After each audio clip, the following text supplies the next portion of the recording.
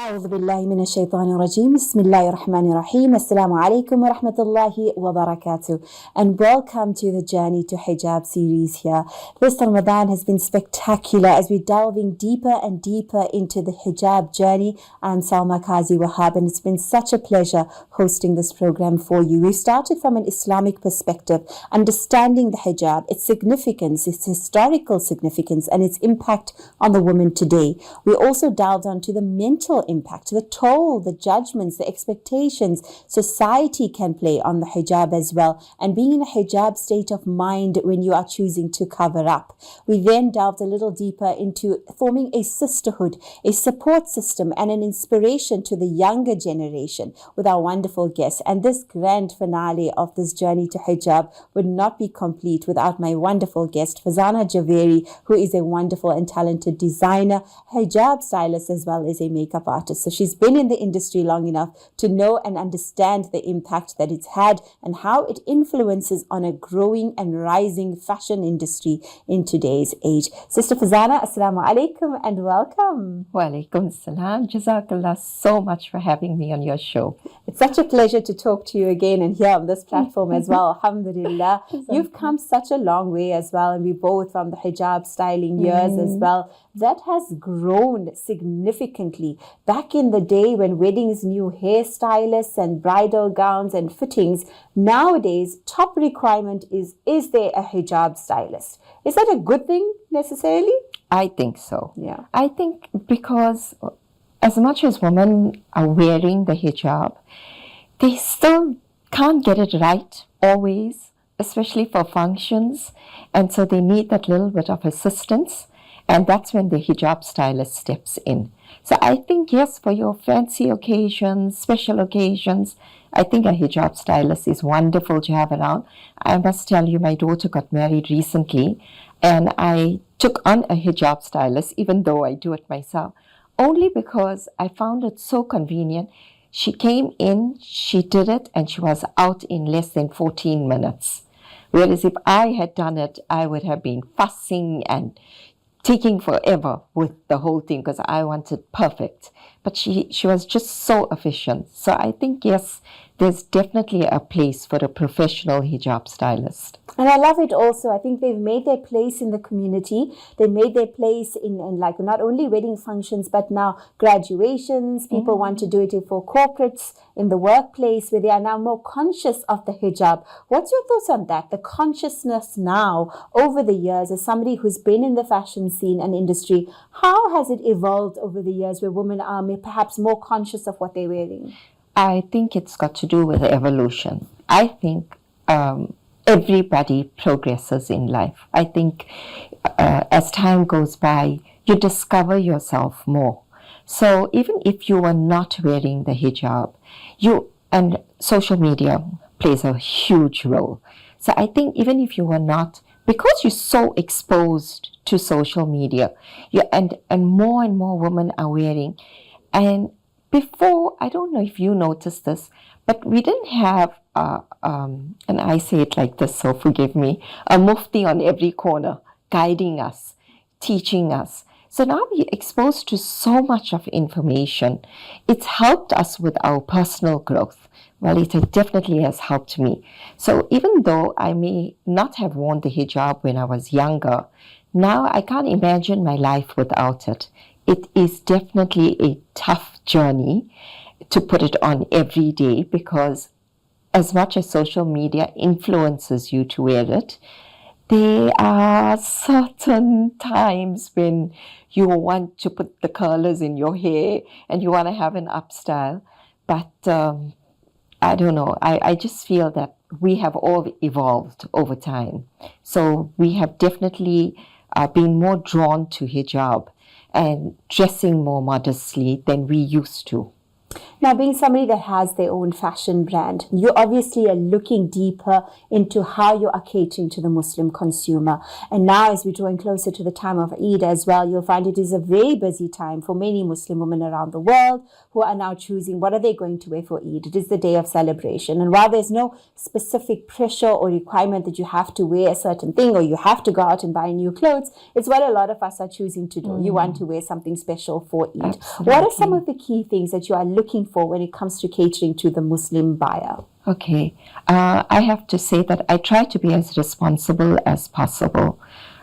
So I definitely try to keep in mind that everything needs to be a bit loose, a little bit more flowing, not clinging to you. I know there was a huge trend last year for the butterfly abaya, and there was a huge controversy attached to it because it was just so figure-hugging, you know. So I stepped out of that. I didn't do a range like that. So when I'm designing, I really try as much as possible to do something fashionable that keeps you in the fold of wearing your hijab. And try to be trendy as well.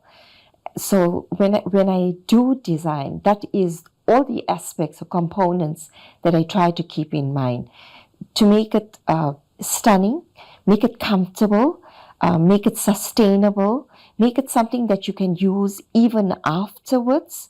As you know, the economy is really pitiful at the moment. So what's the use of buying or making something that you just can't use again, even in your day-to-day, by just swapping one or two things around? So that's all the things that I keep in mind. I have a checklist that I follow. I tick my boxes as I go. High necklines, loose flowing garments, pockets, which we can't live without. I try to do fabrics that are not see-through, so that we don't need to use layers and layers of garments. And I try to be a bit trendy, try to make sure that everybody is happy with something in the range. You also have to tap into all age groups, of course, and we've spoken about this previously on the program as well, and that we have to consider a younger generation, like you mentioned, with the social media, who's being exposed to different type of things, and they're wanting to almost have the need to fit in or belong. So how do you think the modest fashion industry can cater to them? So I think you have to keep your eye on the button. I think you have to be careful about your selection of your patterns, and I also think you have to be careful about the selection of your fabrics. So you can't meet everybody in one design. So you have to create a range that reaches the mature audience, and you have to create a range that reaches the younger audience. So then the more mature audience, you've got to look for more staid colors, more mature colors, more traditional colors, things that they are comfortable in. I know I can't wear what I used to wear when I was in my 20s or 30s. It definitely is not something that's going to be suitable for me anymore. The bright fuchsias or loud prints, it's just not for me anymore. So you can't fit everything into one design. You've got to create separate categories. Well, nowadays we are so lucky to have around the world Muslim fashion weeks. Jakarta has it. Indonesia has fashion weeks. There are Muslim fashion festivals that are now happening. Runways in Abu Dhabi, in Dubai. It's everywhere. So it's compared to back in the day, we now have found it very accessible to find new styles, new trends. There are fashion exhibitions and happening to cater to the Muslim dresser, the person who is looking for something modest, who is looking for something that is going to allow her to still conform, but at the same time, she will still want to wear something smart and something elegant. How different is the fashion industry today compared to back in the day, you feel? I definitely think the fashion has really changed. Before, it was the very, very traditional plain black cloak with a little bit of embroidery. And I think now, if you see actually what's trending now, 2025's Eid is going to be suit fabrics, tailored abayas with collars, with a little bit of work. Eastern ways coming back in. So you're going to find a little bit of Zardosi work or embroidery work. And I must tell you that everybody is moving away a little bit from high heels with their abayas. It's more tackies, but classy tackies. You're not talking about the, Tommy tackies. We're talking about something that's a bit more classy. And then your dresses are slightly shorter than your outer abaya, but still not revealing anything. So that's trending so much. And then with your outer abaya, you can do anything you want to. Embroidery, you can put velvet, you can put lace, anything, And that is one of the few patterns that's actually going to be enjoyed by the mature and by the younger generation. So in the old days, you didn't have that versatility. You had to just wear the very straight abaya. Yes, yeah. And then don't forget about all the different hijab styles that you can adapt when you're wearing your outfits. Absolutely. I love that you mentioned the sneakers and the tackies. I think that's absolutely a wonderful point to make, because I do find that the approach to even what you're wearing is not where it's effortless. Yes. It has become effortless nowadays. And I like that, because there seems to be, everybody is so comfortable in their hijab now. They're so comfortable in what they're wearing that they're choosing to almost let down their guard and be like, I'm happy, I'm comfortable in my hijab. It's a part of me. I'm not trying too hard to wear it. This is your Journey to Hijab series. And on the other side of this break, we're going to talk to Fazana and raising a daughter in a modest fashion industry world. All that still to come. Assalamu alaikum wa rahmatullahi wa barakatuh. Welcome back to Journey to Hijab series with me, Salma Kazi Wahab, as we delve into each individual's journey to hijab. As we get closer to the time of Eid, everyone's minds on what they're going to wear, how they're going to look, and while maintaining your integrity as a Muslim woman, you are allowed to dress a particular way if it maintains your modesty, of course. So something like that, we're joined by Sister Fazana Jhavary. Such a pleasure having you here, and an experienced designer as well. Now, raising a daughter in this time when we are surrounded by trends, Instagram trends, fashion trends, what she's seeing online, you being a designer as well, how do you keep her dress sense conscious of Allah and conscious in the way she carries herself as well, while still giving her something that she wants to wear? I think that begins at home. She has watched me transition over the years. And I've never forced her to wear the hijab. I've always encouraged her. I've spoken to her about it. We attend talim together. And then she's influenced by the people that are around her as well. So she definitely decided to do it by herself. And I'm very, very proud of her, because it's not so easy in this day and age, especially when you're attending functions and everybody is super glamorous around you, and there you are with your hijab. Not to say that it's not glamorous, but it's not as glamorous as that girl who's sitting there with this perfect hairstyle and eyelashes and the perfect makeup and the fitted dress. So it's a bit of a challenge for our youngsters these days. But I also think that they are definitely influencing the future of what other young girls are wearing. I know my daughter has had an influence on the people around her. Some of them, they all were attending university, and some of them were not all wearing hijab and scarves. But slowly, it changed. And by the time they all graduated a few weeks ago, and you looked at the group photograph, it was the most beautiful sight. Everybody was wearing hijab. Everybody had beautiful outfits on, and happy faces. They were so comfortable in what they were wearing, and they've adapted it. They've adapted it to suit themselves, so they're enjoying wearing it. In fact, I don't think my daughter would leave in the morning without quickly throwing on her abaya over her scrubs, because she just felt it was necessary.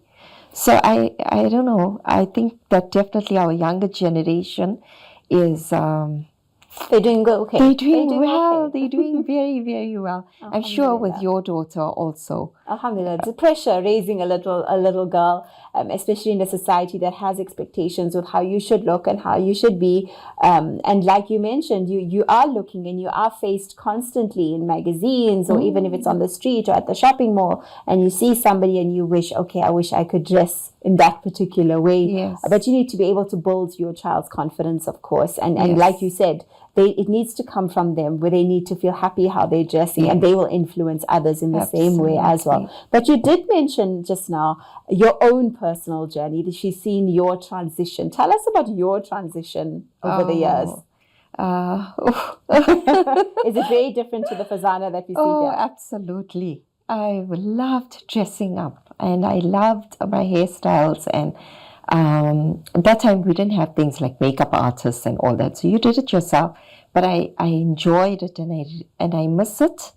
And it's difficult to put on a hijab sometimes, especially if you're going to a wedding or something, you know, a special supper or something. It has been difficult. It's not easy, but you know, you always think to yourself, is this pleasing to Allah? And if it is, it just makes that step so much easier. You go out with a smile on your face, and you hope that every step that you're taking is pleasing Allah. So that's what I try to tell my children.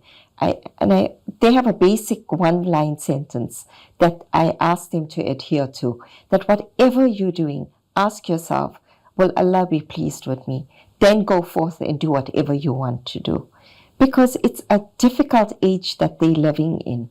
So for me, it was definitely a hard journey. But what was that catapult for you? What did it for you that flipped the switch, that got you to think, no, this is how I need to be? Was it a personal experience? Was it something you read? Was it something you saw? Where was that source of inspiration coming from? I think when I started wearing hijab, it was definitely not in. I was like 1 out of 50 wearing it in my community. So I don't know what, I really don't know what triggered it. I went for Umrah, I came back, and then I just kept my scarf on. And when it was time, you know, they say wait 40 days or whatever. I don't know whether it's a cultural thing or whatever, but in any case, I adhered to it. And when that finished, I just said, no, let me just keep trying. And I had so many people whispering in my ear, take it off, or we're going to a wedding, don't wear it, you know, just for this, or leave it out for that. And yes, the first 1 or 2 times I did, and then inside me, I just wasn't feeling so comfortable. And when you have family support as well, that's a good thing, because that helps you to maintain the momentum, you know. So thank goodness for that. Absolutely. But yes, you do get the little whispers in your ear. Just take it off. Or don't worry, you can loosen it a bit now. You can let the scarf drop a little now. Yes. It does happen. It's very prevalent. But now, as we're closing in on Eid, a time when, yes, families will now get together. You want to dress up your daughters. You want to dress up yourself. What would be some of the ideas or current trends that people can expect for Eid or can implement themselves? Simple things, cost effective, like you mentioned, sustainable items that you're going to reuse. So what advice would you give pertaining to Eid dressing this year? So I think dresses never go out. And you can dress it up how you want. I think very simple, flattering dresses, princess line dresses, dresses that you can add a belt to it or wear it loose according to how you feel about it. Your pockets, because we're always in the kitchen, so we need our cell phone in one side and tasbih in the other one. And if you have little kids, that's a bonus to have around. Your abayas, I think you won't believe, but pleated skirts underneath the abayas with tops. Wow. Very versatile. Dresses like this with princess cuts, and then your abaya, and then your sneakers. And not to say you can't wear your high heels or your Wear the sneakers. wear your patent pumps, but I think it's so comfortable. And we as mums or women, we're so busy. It's so difficult to get around in those heels. You're just dying and 45 minutes later with them. So why not be comfortable but trendy at the same time? So this year, I think I'm focusing. My designs are focused more on lapels, cuffs, beautiful little trims. Okay. So I think that's what we're doing this year. We are doing waistcoats with palazzo pants. Wow. So you don't see the shape at all. It's cut very, very widely. A lot of fabric is used in there, but it's something you can use so many years ahead of you. Absolutely, and I like that to see pleated skirts making a comeback as well. Oh, Who would have thought? Yes. When people talk now, the wide leg jeans are also in, the wide leg pants, and like you mentioned, whatever you're choosing to buy or whatever you're choosing to wear for Eid needs to be something you know you can reuse again. Absolutely. Definitely, for sure, absolutely. If I were to say, what would be some of the biggest mistakes we are making from a perspective of fashion, but also without forgetting the aspect of hijab and haya, because that is essentially what it is. What would you say? Don't make a particular mistake. What would you tell people, advise people against doing this Eid? I think you have to educate yourself. I think you have to educate yourself about your deen and then make your decisions on what you're wearing. Because if I sit here and I tell you what you should not be wearing, then I'm going to have 1,000 comments on my page about how I'm the police. And I try not to be that. I don't want to be that. Everybody goes through a journey. It must come from within you. And you can only know what's right and what's wrong if you educate yourself. If you take the time out to go out and get a degree, if you take the time out to attend courses, then you need to also read about your religion. So that helps you and it guides you. So I won't be telling you what you should not be wearing, but I will tell you, wear things that pleases Allah. And you'll find that inside you, when you're wearing something, you'll actually feel comfortable. And when you're not wearing something that's not right, you'll be twitching and adjusting and changing your position. And you'll know from there. Before we round up, if I can ask you to just give a message, any Eid message from you to our viewers. Oh, inshallah, have a wonderful, wonderful Eid. It has been a few difficult years. We've gone through so much. And I make so much of dua for the ummah that we are successful and that we are granted victory all over, all around the world. And may we all have a wonderful Eid and think of each other and be kind and merciful towards each other. Perfect, Fazana. Jazakallah khair for that. And thank you for joining us on this wonderful journey to hijab. It's been wonderful sharing this experience with you. We hope it's left you inspired, and we hope you look forward to adorning your hijab in every way possible, in every walk of life, with modesty and with your integrity intact, inshallah. It's been a blessing. Jazakallah khair. From me, Salma Kazi Wahab, have a joyous Eid Mubarak, inshallah. Assalamu alaikum wa rahmatullah wa barakatuh.